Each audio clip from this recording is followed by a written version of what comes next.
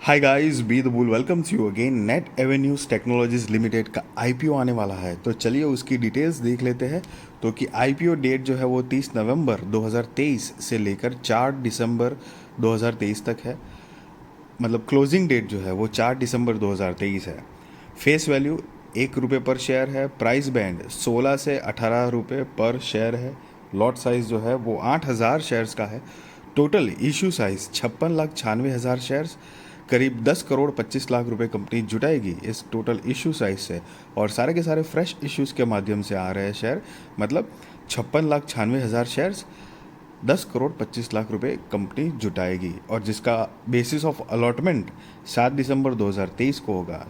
अगर आपने इस आईपीओ में अप्लाई किया हुआ है या मतलब करोगे और आपका आईपीओ नहीं लगता है, तो रिफंड की इन्फॉर्मेशन 8 दिसंबर 2023 को आपको मिल जाएगी। और अगर आपका आईपीओ लग जाता है तो शेयर्स जो है वो आपके डीमैट अकाउंट में क्रेडिट हो जाएंगे 11 दिसंबर 2023 को।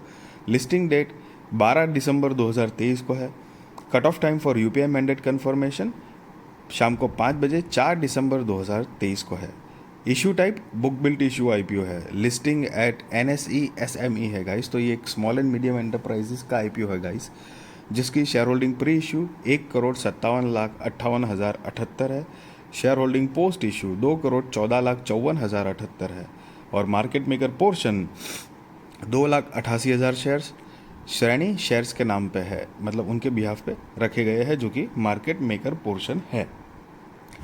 अगर आप रिटेल कैटेगरी में हो गाइस, तो मिनिमम हो या मैक्सिमम हो, एक ही लॉट के लिए अप्लाई करना है, जिसमें 8,000 शेयर्स आएंगे। 1,44,000 रुपये आपको जमा करने पड़ेंगे। एचएनआई कैटेगरी में हो तो मिनिमम 2 लॉट के लिए अप्लाई करना है। 16,000 शेयर्स आएंगे। 2,88,000 रुपये आपको जमा करने पड़ेंगे। और रिजर्वेशन देखेंगे तो QIB shares offered not more than 50% of the net offer है। Retail shares offered not less than 35% of the offer. NII HNI shares offered not less than 15% of the offer है गाइस। यहाँ पर guys ना एक बहुत बढ़िया बात है, छोटी कंपनी होने के बावजूद कंपनी के अंदर एंकर इन्वेस्टर है। हालांकि उसके ऊपर हम जाएंगे उससे पहले, लेकिन प्रमोटर्स की होल्डिंग देख लेते हैं। तो कि mister Rajesh Nahar and mister Ritesh Kataria are the promoters of the company है, जिनकी शेयर होल्डिंग प्री इशू 45.31% है। शेयर होल्डिंग पोस्ट इशू 33.28% है गाइस। अब एंकर इन्वेस्टर्स की बात करेंगे तो गाइस देखो, किसी भी आईपीओ में जब एंकर इन्वेस्टर होते हैं तो एक पॉजिटिव माहौल ज़रूर कहलाया जाता है। और मतलब उस चांसेस होते हैं कि ग्रे मार्केट प्रीमियम हाई हो, मतलब थोड़ा ज़्यादा हो, ग्रे मार्केट प्रीमियम बढ़ने के चांसेस बढ़ जाते हैं गाइस। और वैसे भी आजकल आईपीओ की सीज़न जैसा कुछ चल रहा है, बहुत सारे धड़ाधड़ आईपीओज आ रहे हैं, एसएमई मेन बोर्ड आईपीओ सब मिला जुला के, और काफ़ी सारों के मतलब प्रीमियम हाई है। आपने देखा होगा कि गंधार ऑयल है या टाटा टेक्नोलॉजी से या दूसरे IREDA जो आया है और दूसरे जो भी आईपीओज आए हैं, उनके प्रीमियम मतलब धीरे धीरे हाई हो रहे हैं। और मतलब बहुत पॉजिटिव माहौल बना हुआ है। तो उसी तरह एंकर इन्वेस्टर जब भी आईपीओ में आते हैं तो माहौल पॉजिटिव ज़रूर होता है गाइस, मतलब प्रीमियम हाई होने के चांसेस बढ़ जाते हैं। तो लिस्टिंग गेन जो है वो मिलने के इन शॉर्ट में चांस बढ़ते हैं। ऑल दो अगर आपको इतना आइडिया नहीं है, आप नए हो अगर, तो आपको नहीं पता है एंकर इन्वेस्टर कौन होता है, तो मैंने एक डिस्क्रिप्शन में वीडियो की लिंक दी है, who is anchor investors. Brief information है, आप चाहो तो जाकर देख सकते हो। और साथ ही साथ में अगर आपको एसएमई आईपीओ और मेन बोर्ड आईपीओ में डिफरेंस नहीं पता है आपको, तो उसकी भी मैंने वीडियो की लिंक दी है डिस्क्रिप्शन में। What is SME IPO, brief information है। मेन बोर्ड आईपीओ और एसएमई आईपीओ का डिफरेंस क्या है, फ़ायदा नुकसान क्या है, आप चाहो तो जाकर देख सकते हो। तो चलिए उसकी ये अब उनकी डिटेल देख लेते हैं एंकर इन्वेस्टर्स की। तो कि बीड डेट जो है वो 29 नवंबर 2023 है। शेयर्स ऑफर जो किए गए हैं 16,16,000 शेयर्स। एंकर पोर्शन जो है वो 2,91,00,000 रुपये है। और उनका anchor lock in period end date for 50% of the share है 30 दिन के लिए, 19 जुलाई 2024। Anchor lock in period end date for remaining shares 90 days 12 अप्रैल 2024 है। दरअसल ये जो चीज़ है ना, 30 और 90 दिन वाला फंडा, तो बेसिकली आपको मोटा मोटी बताऊं तो इतना है कि एंकर इन्वेस्टर बड़ा माल उठाते हैं, राइट? बड़ा माल उठाते हैं तो सीधी सी बात है, उनकी कुछ टर्म्स एंड कंडीशंस होती है। तो कंडीशंस कुछ इस तरह की है, जो भी एक्स वाई जेड टोटल माल जो उठाया हुआ होता है, शेयर्स मतलब, तो पहले 30 दिन तक तो आप एक भी माल नहीं बेच सकते। पहले 30 दिन ख़त्म होने के बाद आप टोटल जो माल है आपके पास, जो भी एंकर इन्वेस्टर है, उसका 50% हिस्सा आप चाहो तो बेच सकते हो, और बचे हुए 50% का हिस्सा है वो 90 दिन के पहले नहीं बेच सकते, 90 दिन के बाद बेच सकते हो। तो ये कंडीशन यहाँ पर होती है। हालांकि गाइज मैं बताना चाहूँगा, मैं आपको यहाँ पर कोई बाय और सेल रिकमेंडेशन नहीं दे रहा हूँ, ना ही मैं आपको ये बता रहा हूँ कि आप आईपीओ में अप्लाई करो या ना करो। That is completely depend on your risk research और फाइनेंशियल एडवाइज़र को पूछ कर करना। बट सी, जो भी है, मैं अपना पॉइंट ऑफ व्यू, अपना ओपिनियन आपके साथ शेयर कर रहा हूँ कि यस, एंकर इन्वेस्टर एक पॉजिटिव एटमोसफियर ज़रूर लाते हैं। चलिए, तो कंपनी के बिजनेस के बारे में एक ब्रीफ आइडिया लेते हैं। तो कि 1998 से इनकॉर्पोरेटेड है, और ये कंपनी का जो पहले नाम था वो नेट एवेन्यू इंक डॉट से नाम था, जो कि अभी बदल के नेट एवेन्यू टेक्नोलॉजीज हो चुका है। और ये company online digital direct to consumer business में है, जो कि इंडियन एथनिक वेयर और एसेसरीज की बिजनेस में इन्वॉल्व है। और ये कंपनी पहले गिफ्टिंग पोर्टल का बिजनेस करती थी। सो कि net avenue technology started out as a gifting portal Chennai Bazaar .com के नाम से, one of the first Indian gifting portals offering gifting solutions to Indians living abroad. The company subsequently diversified its offering and launched cbazaar.com and ethnovogue.com, providing Indian ethnic clothes and jewelries.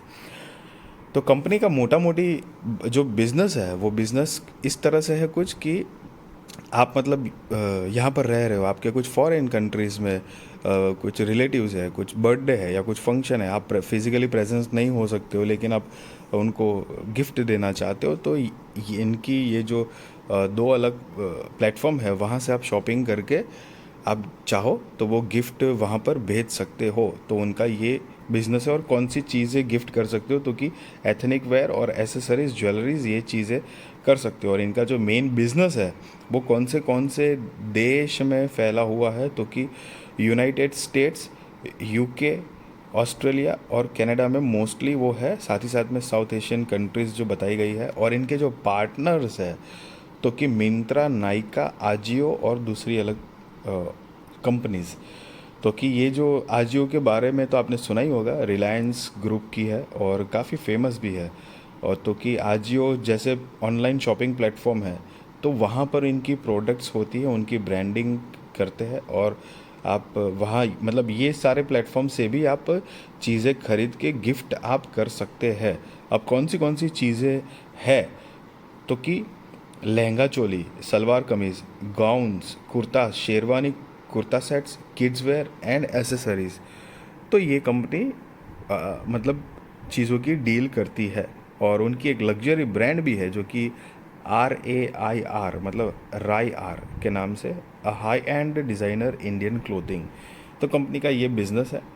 अब company का अगर financials देखेंगे, तो हमारे पास यहाँ पर 31 मार्च 2021, 22, 23 और 30 जून 2023 के फाइनेंशियल्स है। ये सारे के सारे फिगर जो है वो इन लैक्स में है गाइस, जो कि मैं आपको करोड़ में कन्वर्ट करके बताने वाला हूँ। और रिसेंट लेटेस्ट वाले हम फाइनेंशियल्स देखेंगे, तो कि 30 जून 2023 के हिसाब से कंपनी की जो टोटल असेट है वो 13 करोड़ 17 लाख रुपए के आसपास है। रेवेन्यू 7 करोड़ 83 लाख रुपए के आसपास।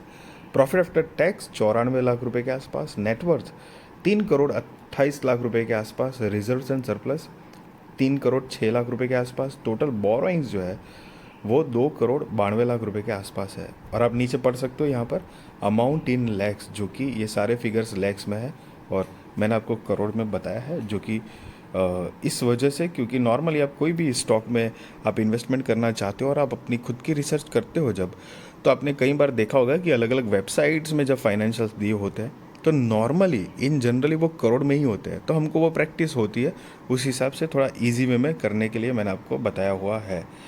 अब की परफॉर्मेंस इंडिकेटर की बात करें, तो PEX 8.57 है, पोस्ट PEX 10.23, मार्केट कैपिटलाइजेशन 38.62 है, मतलब 38 करोड़ रुपए के आसपास की मार्केट कैपिटलाइजेशन है। गाइस बहुत छोटी कंपनी है।